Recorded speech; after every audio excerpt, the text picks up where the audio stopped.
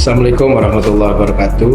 Salam sejahtera bagi kita semua. Perkenalkan, saya Saiful Mujab, Esos MIKOM, salah satu dosen pada Prodi Ilmu Komunikasi Universitas Bhayangkara Jakarta Raya. Pada kesempatan ini saya akan menyampaikan pernyataan diri dosen dalam unjuk kerja Tridharma Perguruan Tinggi atau disingkat PDD UKT-PT bidang pengajaran pada salah satu mata kuliah yang saya ampu, yaitu mata kuliah pengantar ilmu politik.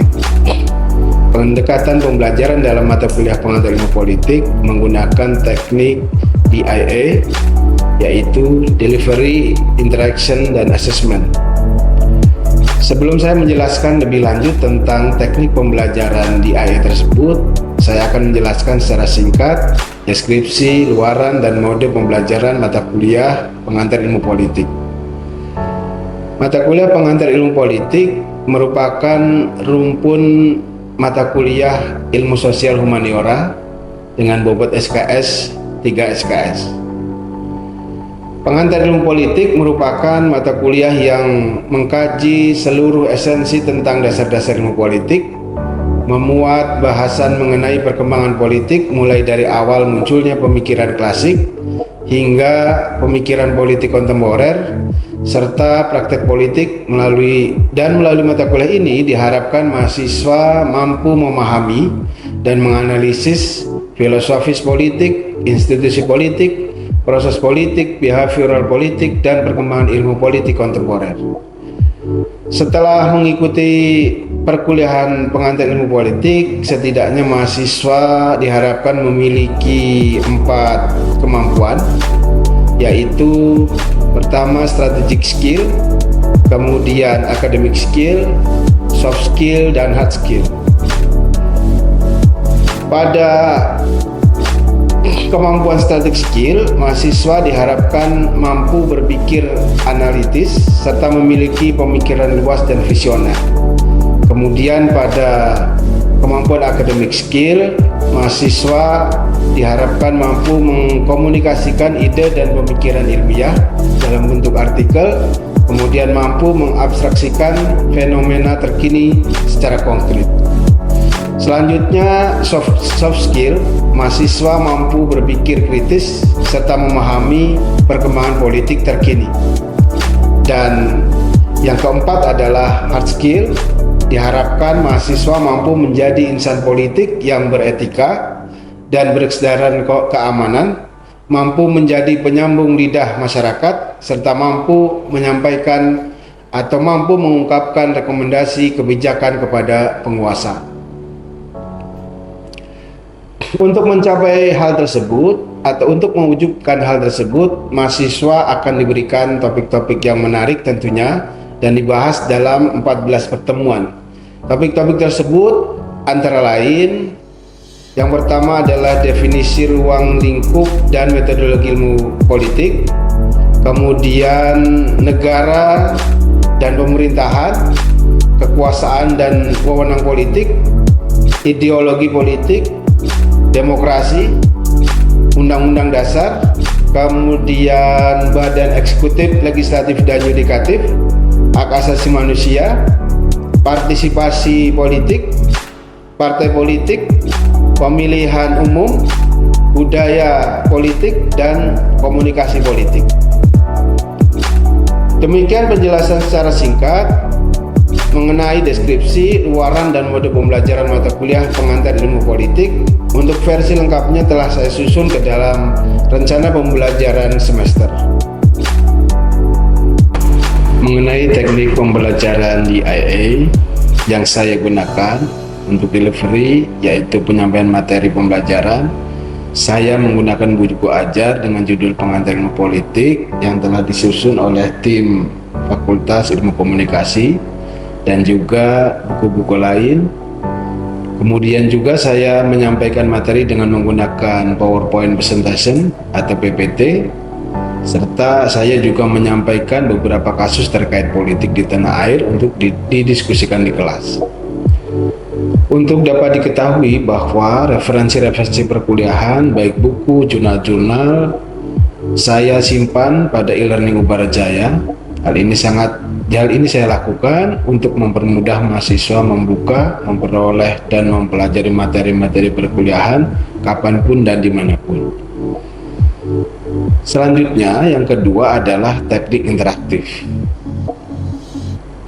Setiap akhir pemberian materi di kelas, saya selalu membuat room diskusi, tanya jawab dengan mahasiswa terkait dengan materi yang telah disampaikan. Saya juga membuat diskusi kasus di kelas. Dalam hal ini mahasiswa saya bagi dalam beberapa grup diskusi, dan kemudian antar grup saling berbagi pengetahuan tentang kasus yang mereka bahas atau mereka kaji, saling bertanya, dan saling memberikan tanggapan serta sanggahan. Hal ini saya ciptakan agar kelas menjadi hidup dan mahasiswa terpacu untuk berdiskusi dan menemukan ide-ide yang cemerlang. Di samping itu, saya juga melakukan diskusi berbasis teks pada e-learning Ubara dan juga melalui metode daring lain seperti WhatsApp dan Google Classroom. Terakhir adalah asesmen, yaitu bagaimana saya menilai mahasiswa. Pada setiap pertemuan perdana perkuliahan, saya selalu menyampaikan kontrak kuliah kepada mahasiswa yang berisi poin-poin kesepakatan antara dosen dan mahasiswa di kelas mengenai berbagai aspek perkuliahan yang mencakup identitas mata kuliah, manfaat mata kuliah, dan termasuk di dalamnya komponen penilaian. Nah, terkait dengan komponen penilaian, saya susun skema penelitian sebagai berikut. Skema penilaian ini saya sampaikan kepada mahasiswa agar mahasiswa mengetahui proses penilaian untuk mereka, dan diharapkan mereka terus berupaya untuk mendapatkan nilai yang maksimal. Selanjutnya, saya akan memberikan cuplikan pengajaran mata kuliah pengantar ilmu politik secara daring menggunakan Zoom meeting.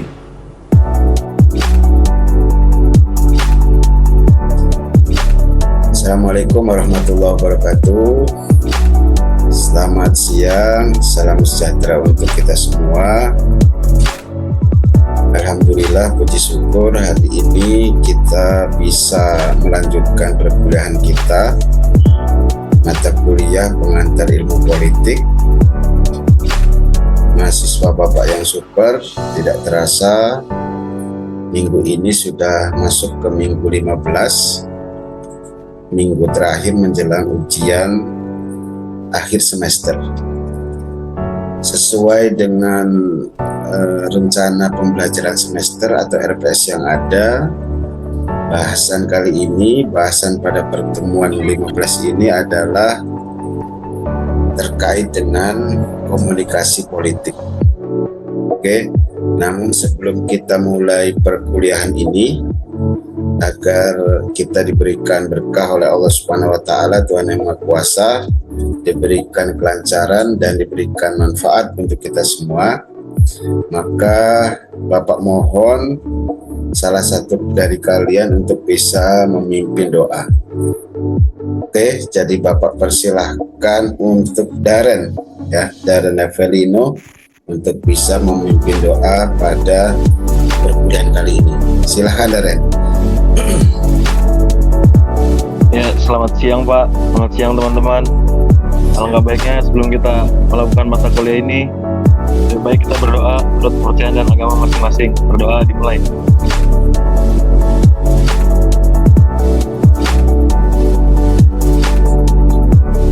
Berdoa selesai. Terima kasih Pak. Ya, terima kasih dari Evelino. Amin ya rabbal alamin. Baik, sebelum kita masuk ke bahasan perkuliahan kita hari ini tentang komunikasi politik, kita coba feedback dulu ke pertemuan sebelumnya, yaitu tentang budaya politik. Oke, budaya politik. Apa itu budaya politik?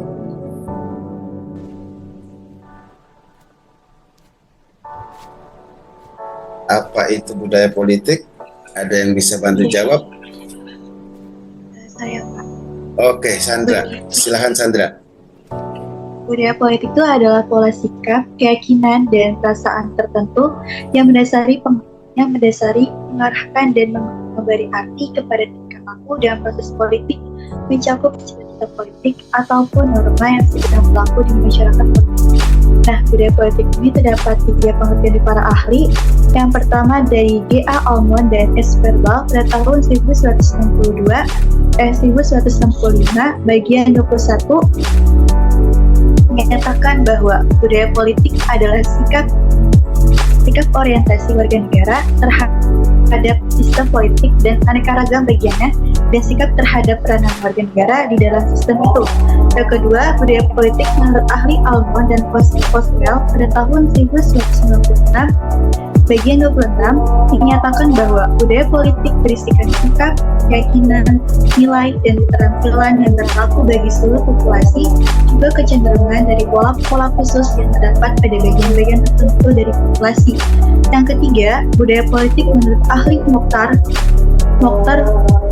Masood dan Colin McAndrews pada tahun 2008 pada bagian 41 menyatakan budaya politik adalah sikap dan orientasi warga suatu negara terhadap kehidupan pemerintah negara dan politik rakyat. Luar biasa. Terima kasih Sandra Dewi. Nah, ketika bicara budaya politik berarti kita juga bicara tentang orientasi dari budaya politik itu. Orientasi budaya politik itu seperti apa orientasinya? Ada yang bisa jawab?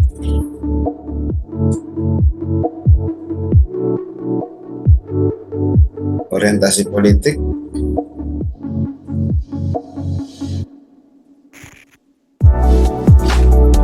Oke.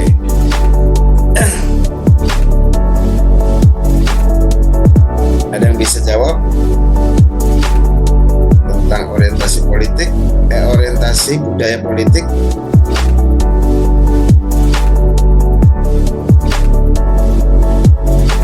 Oke.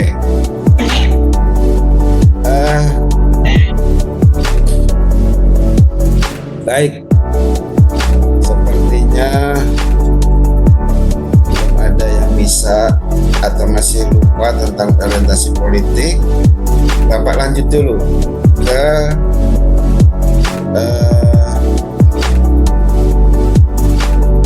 klasifikasi budaya politik. Terdiri dari apa saja budaya politik itu? Izin menjawab, Pak. Baik, silakan Aulia Tamara. Klasifikasi budaya politik itu dibagi menjadi 4. Yang pertama, budaya politik parokial. Yang kedua, budaya politik kaula atau subjek. Yang ketiga yaitu budaya politik partisipan. Dan yang keempat itu gabungan ketiga klasifikasi. Yang pertama itu budaya politik parokial mempunyai ciri-ciri yaitu tingkat partisipasi politiknya sangat rendah yang disebabkan faktor kognitif atau pendidikan relatif rendah.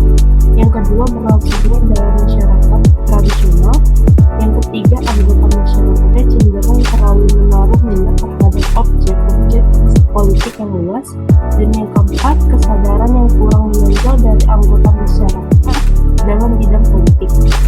Yang kedua yaitu budaya politik subjek atau kaula yang intinya ciri-cirinya masyarakat yang bersangkutan sudah relatif maju dalam pemahaman sebagai warga negara. Yang kedua, memiliki perhatian terhadap sistem politik tetapi partisipasi politiknya masih pasif. Dan yang ketiga yaitu kesadaran sebagai aktor politik boleh dikatakan belum tumbuh. Dan yang ketiga yaitu budaya politik partisipan. Yang pertama, ciri-cirinya budaya politik yang ditandai dengan kesadaran politik tinggi, yaitu anggota masyarakat aktif dalam kehidupan politik. Yang kedua, anggota masyarakatnya cenderung memiliki orientasi yang nyata terhadap sistem secara keseluruhan. Dan yang ketiga, individu aktif atau terjun langsung dalam dunia perpolitikan suatu negara. Terkait Kamu tadi sebutin ada berapa? Ada 3, Pak. Klasifikasi budaya politik. Nah, itu masih kurang. Yang keempat adalah gabungan ketiga klasifikasi tersebut. Oke. Jadi, budaya politik parokial, budaya politik subjek atau kaula, budaya politik partisipan, dan yang keempat gabungan ketiga klasifikasi. Nah, ada yang bisa jelaskan gabungan klasifikasi itu apa saja?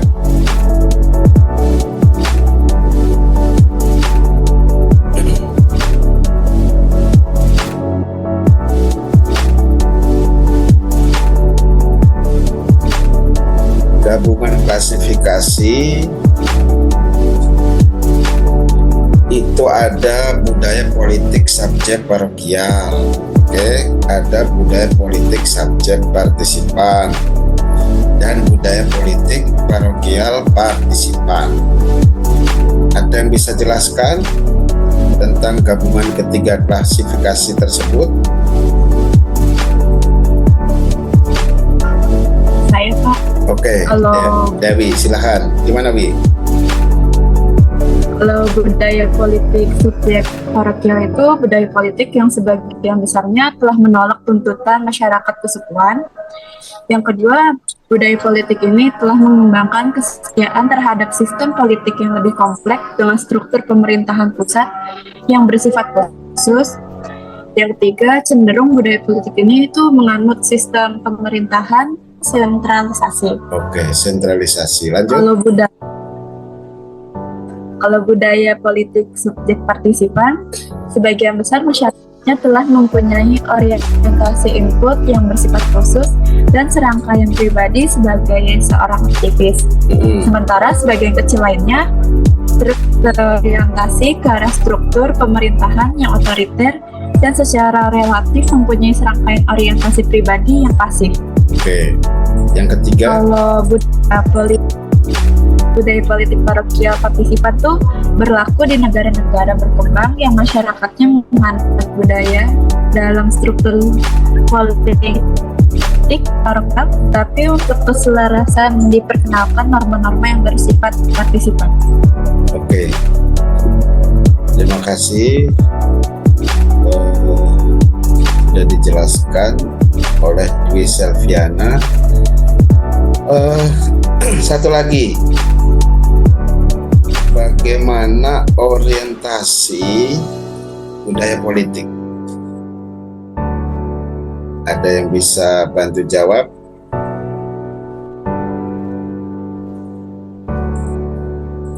Orientasinya ada orientasi apa saja? Pak, izin menjawab, Pak. Oke, Aditya Irfan, silahkan. Pak, sebelumnya mohon maaf kalau misalkan suara saya berisik karena saya Ya. jadi orientasi budaya politik itu terbagi menjadi 3, Pak. Ada orientasi kognitif, ada orientasi afektif, sama orientasi evaluatif. Kalau orientasi kognitif itu meliputi berbagai pengetahuan dan keyakinan tentang sistem politik. Contoh yang berkaitan dengan aspek pengetahuan, misalnya kayak tingkat pengetahuan seseorang mengenai jalannya sistem politik. Ya. Terus kalau orientasi afektif menunjuk pada aspek perasaan atau ikatan emosional seseorang terhadap sistem politik tersebut. Terus lalu ada orientasi evaluatif. Orientasi evaluatif berkaitan dengan penilaian moral seseorang terhadap sistem politik. Selain itu, orientasi ini juga menunjuk pada komitmen terhadap nilai-nilai dan pertimbangan-pertimbangan politik. Gitu, Pak. Oke. Terima kasih Adit. Jadi ada 3 orientasi, ada orientasi kognitif, orientasi afektif, dan orientasi evaluatif. Baik, mahasiswa Bapak yang super. Selanjutnya kita akan masuk ke bahasan kita kali ini, yaitu terkait dengan komunikasi politik. Oke. Oh ya, materinya tadi sudah Bapak sampaikan melalui Google Classroom. Sebentar. Melalui Google Classroom tadi, oke, sudah terlihat di layar kalian. Bapak sudah sampaikan ke kalian ada 2 buah buku pengantar politik Basri Seta terkait dengan komunikasi politik, kemudian buku Political Science and Introduction karya Michael G. Ruskin terkait bahasan political interaction. Kemudian ada dua artikel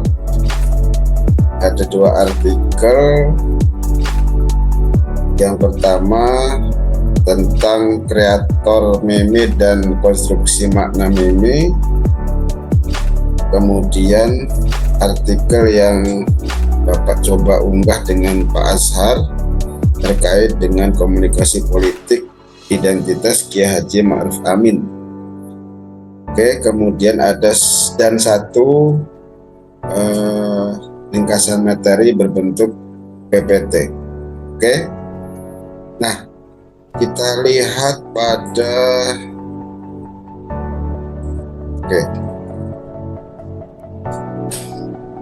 nah, komunikasi politik tentu memiliki sejarah perkembangan dan perjalanan komunikasi sebagai ilmu. Ketika bicara komunikasi itu lahir sejak peradaban Yunani kuno beberapa tahun sebelum Masehi, dan pada saat itu komunikasi lebih dikenal dengan istilah retorika. Dan pertumbuhan komunikasi sebagai salah satu disiplin ilmu sosial itu baru dimulai pada awal abad ke-19 Masehi. Sedangkan politik sebagai ilmu itu baru akhir abad ke-19. Namun kehidupan politik itu sudah ada sejak zaman Yunani kuno, kurang lebih sekitar 450 sebelum Masehi. Nah, di Indonesia komunikasi politik itu di pertengahan dekade 1980-an, sarjana ilmu politik mulai banyak mengajar studi komunikasi politik, meskipun belum fokus dan masih banyak didukung materi opini publik dan efek media massa terhadap perilaku.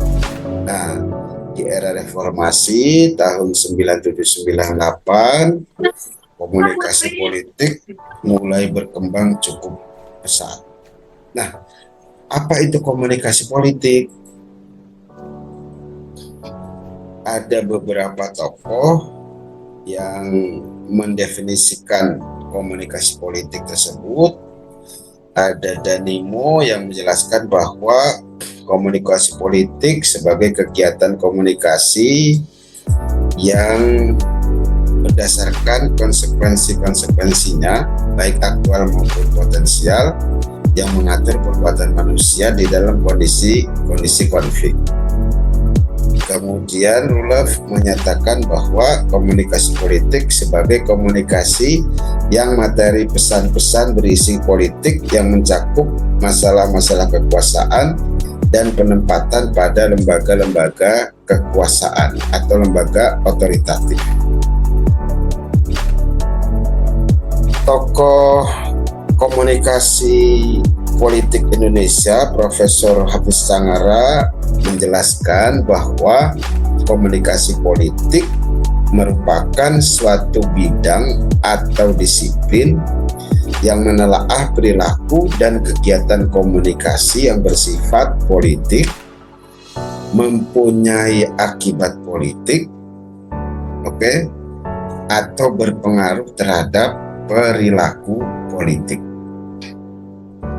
Jadi suatu disiplin yang menelaah perilaku dan kegiatan politik dan kegiatan komunikasi yang bersifat politik mempunyai akibat politik atau berpengaruh terhadap perilaku politik. Nah, pengertian Prof. Cangarat digambarkan lagi lebih detail oleh Profesor Harno Suwardi. Dalam hal ini komunikasi politik ada pengertian secara sempit, ada pengertian secara luas. Oke, pengertian secara sempit tentang komunikasi politik adalah setiap bentuk penyampaian pesan baik dalam bentuk lambang-lambang maupun dalam bentuk kata-kata tertulis atau terucap ataupun dalam bentuk isyarat yang mempengaruhi kedudukan seseorang yang ada dalam suatu struktur kekuasaan tertentu. Itu arti sempit. Nah, arti secara luas komunikasi politik itu merupakan setiap jenis penyampaian pesan khususnya yang bermuatan informasi politik dari suatu sumber kepada sejumlah penerima pesan. Oke. Nah, untuk komponen-komponen dari komunikasi politik itu sendiri, Bapak tawarkan formula Laswell, ya, who say what in which channel to whom with what effect. Jadi komponen komunikasi politik ada 5 menggunakan formula Laswell. Ada komunikator politik, ada bahasa politik atau pesan politik, ada media komunikasi politik, ada halayak komunikasi politik, dan ada pengaruh atau dampak komunikasi dalam politik. Kita lihat yang pertama tentang komunikator politik. Nah, siapakah komunikator komunikasi politik? Aktor dalam komunikasi politik disebut dengan komunikator politik, yaitu politikus, profesional, dan aktivis. Apa yang disebut politikus? Ada yang bisa bantu jawab? Apa yang disebut profesional? Apa yang disebut aktivis? Nah, kalian belum baca ya?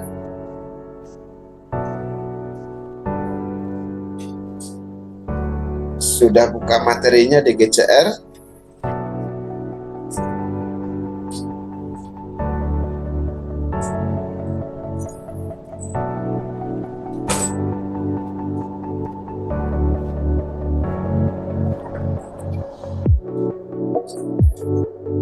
Mahasiswa Bapak yang super, pertanyaan terkait komunikator politik kalian belum bisa jawab. Sepertinya kalian belum baca, belum buka, belum baca sama sekali, atau sudah atau belum selesai.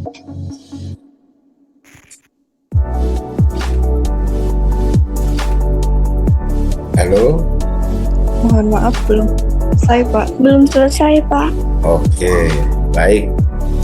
Kalau demikian berarti tolong diselesaikan dulu membaca referensi yang sudah Bapak sampaikan di GCR. Oke. Nanti selanjutnya kita bisa lanjutkan di Zoom atau kita bisa lanjutkan pada Google Classroom untuk diskusi atau di e-learning Ubara Jaya. Oke? Itu tadi cuplikan cara saya mengajar kepada mahasiswa melalui media daring, melalui Zoom meeting. Demikian yang dapat saya sampaikan dalam video kali ini. Semoga bermanfaat. Wallahu muwaffiq ila aqwamit thoriq. Wassalamualaikum warahmatullahi wabarakatuh.